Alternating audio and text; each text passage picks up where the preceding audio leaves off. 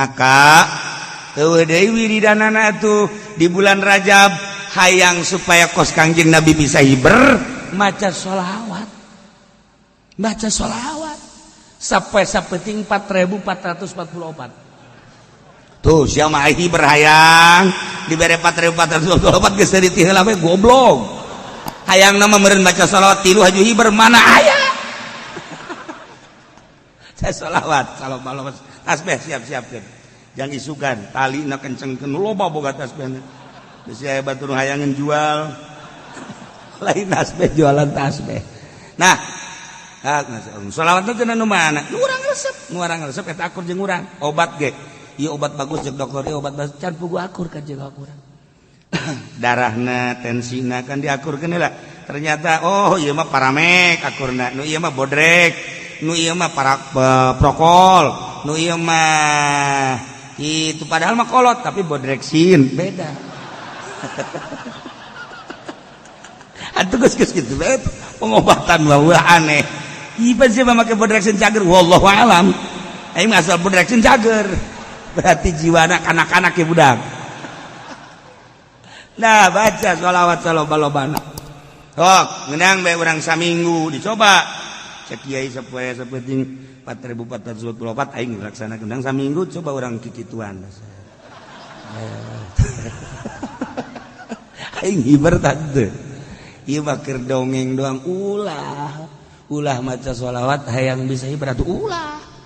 Hayang menang ridho Allah Subhanahu wa ta'ala. Geus menang ridho Allah ku Allah dikumahakeun ge kumaha.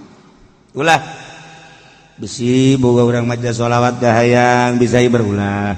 Hayang teu teurak ditembak ulah ja paeh-paeh bae. Hayang maju usah lah jam maju usah ge ngan ngadon ulin doang. Jauh duit nu aya ge tilok dibangunkeun ka masjid ka mushola tilok. Ieu mah cenah ngan kumaha cenah hayang bisa ibadah we cenah ieu naon supaya maju usaha. Nu aya ge tilok. Berarti ngabohong. Mentak lolobana pang gede-gedena ngabohong mah pedagang. Sebabna ka kiai minta doana supaya maju cenah jang ibadah. Boro-boro geus aya mah hating.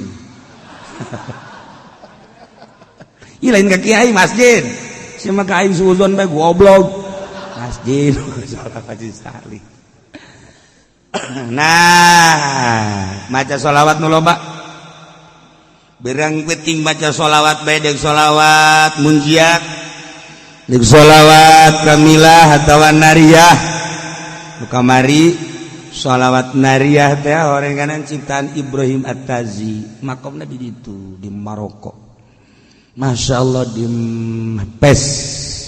Nah, eta nu sok urang dibaca Allahumma sholli sholatan kamilatan wa sallim salaman taman nasina Muhammadin la tanhalu bihil uqad wa tanfariju bihil qurbat tuqda bihil hawaij tunalu bihir raghaib husnul khatimi wa yustasqal ghamam abah madi dieu ngaijazahkeun wa yustasqal ghamam biwajhil karim kamari gadang itu wa yustasqal ghamam picung gentur mah wa yastasqil ghamam kula ijazah di picung yang baden wayastasqil ghamamu yang nu wayastasqil ghamamu tapi kiai-kiai nu lain diurangi wayustasqal ghamamu lah cenah daripada kitu mah kula moal maca tolol teh coba diributkeun wayustasqa jeung wayastasqil moal maca ieu mah aya ge deuk wayustasqa wayastasqil penting maca ieu mah lain riweuh ieu mah ngadengeuna ge moal maca baca dek wa yustasqa mangga wa yastasqi mangga kula ijazah wa yastasqi dipicung di guru kula keresek lantaran menang dipicung gentur wa yastasqi di dia abah mau wa yustasqal ghamamu biwajhil karim wa ala alihi wa sahbihi fi kulli mati wa nafasin bi ari kulli ma'lum lobaan wa yustasqa nu maca di wa yastasqi ternyata di Marokona wa yustasqal ghamamu Ibrahim At-Tazi. Jadi Tazi itu ya ngaran lembur. Ibrahim urang Taz. Geus eta teh salah ngangaranan kudu nama sholawat At-Taziyah, kamilah At-Taziyah. kulantaran zaina di ditu dicecekan jeung takna dicecekan ke orang Indonesia berarti sholawat kabilah an-nariyah padahal mah taziah. Kitulah surah Syekh itu Abdul Aziz Al-Kubati ngan kulantaran geus tenarna di mana-mana nariyah masalah sebab ieu sholawat bagaikan seuneu dina pada panas bisa ngahuru kasalahan-kasalahan ngahuru dosa-dosa ngahuru kabeng berat sok lobakeun geura maca sholawat eta hampang awak hampang sholawat eta mah ngan panas memehna sebab eta sholawat beda tama beda sholawat eta mah dan mandak nu geus ijazah mangga baca nu encan ijazah kukula diijazahkeun sekaligus kabehaninya sholawat nariyah atawa taziyah diijazahkeun ajaztukum mobil tu nikah ya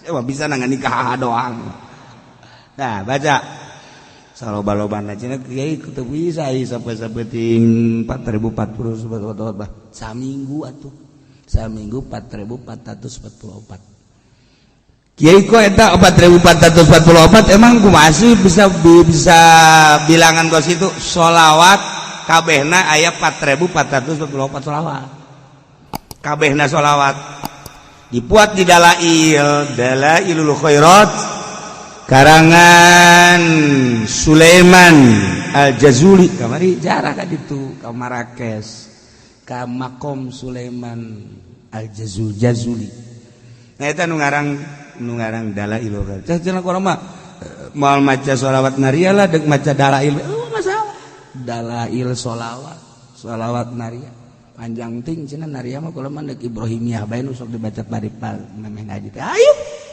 sholli ala sayyidina Muhammad wa alihi kama sholaita ala kita ke panjang ting cenah kieu kula mah deuk Allahumma sholli ala sayyidina Muhammad besek masalah da cenah kula mah Allahumma sholli ala sayyidina Muhammad wa alihi Muhammad kieu bari ngedeng masalah cenah kula mah bari ngedeng ge lah deuk sameunang hayu tungtungna teu maca ieu teh jelema tah asal geus kadija ge nyedak kana moal maca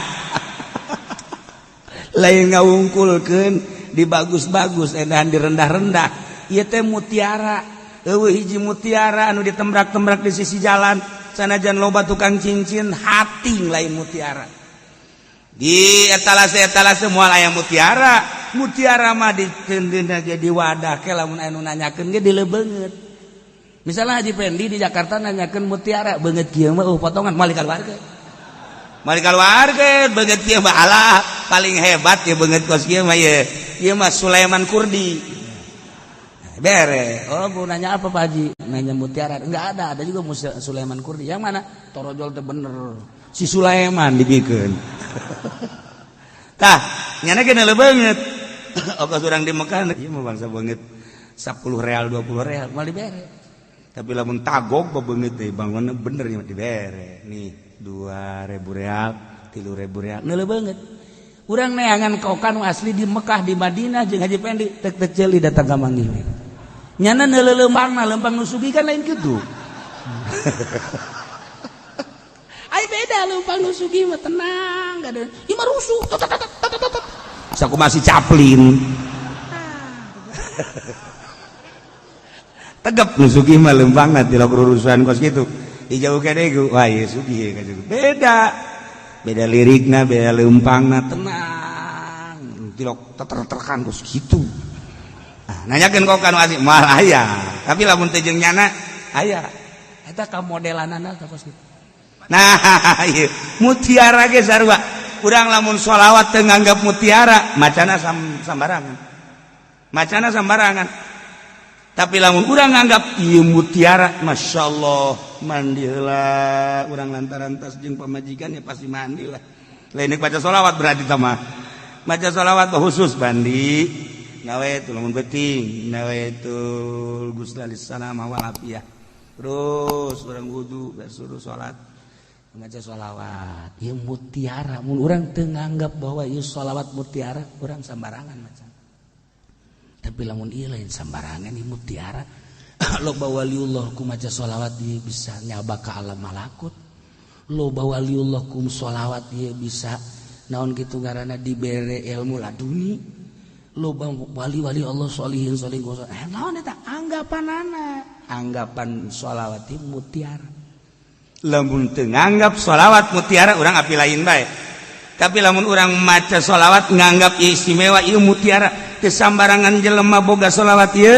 jeung teu sambarangan jelema bisa maca sholawat ieu jeung teu sambarangan jelema mun maca sholawat ieu dibere maziah lamun teu nganggap ieu sholawat mutiara mal bisa tapi lamun urang nganggap wah teu pati-pati mantap beda urang macana ge cara nuh maca sholawat teh lah ancan ang baden mun maca sholawat ancan kadenge ku urang ancan 11 memeh Jumat teh kadedengekeun bae maca sholawat an halu bihil qadu wa tanfariju bil la ancan sebab naon geus nganggap mutiara urang mah lain kan Allah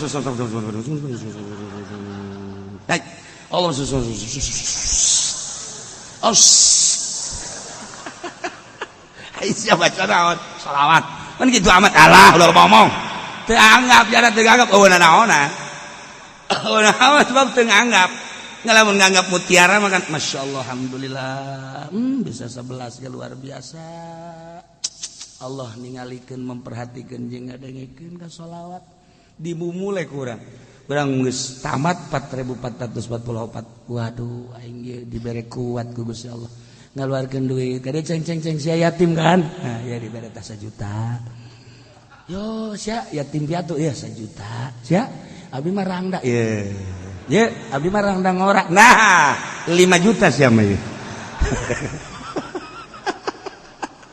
coba nomor SMS sabaraha siapa sodakoh teh sok aja efek samping tah ieu anggap mutiara sebab gua lagi sok ningali jelema maraca salat teu nganggap mutiara naonan anggap mutiara lamun urang kos urang boga wiridan naon gara-garana hizib teu nganggap mutiara malah naonan urang boga wirid ti guru al ayat saayat 2 ayat tapi teu nganggap mutiara naonan komo ieu mah wahyu anggap ieu mutiara wah ya Allah urang apik macana moal kebel karasa ku urang nah urang baca sholawat di jero bulan Rajab dari khusyuk anggap sholawat ieu mutiara ulah nganggap sepele ka sholawat lamun urang nganggap sepele asal maca bae moal karasana naon tapi urang dianggap mutiara masyaallah kari urang ya Allah ya Rabb dibere bisa ya maca ieu dibere kuat ya Allah lain abdi nu misakeun jeung lain abdi nu nguatkeun Gusti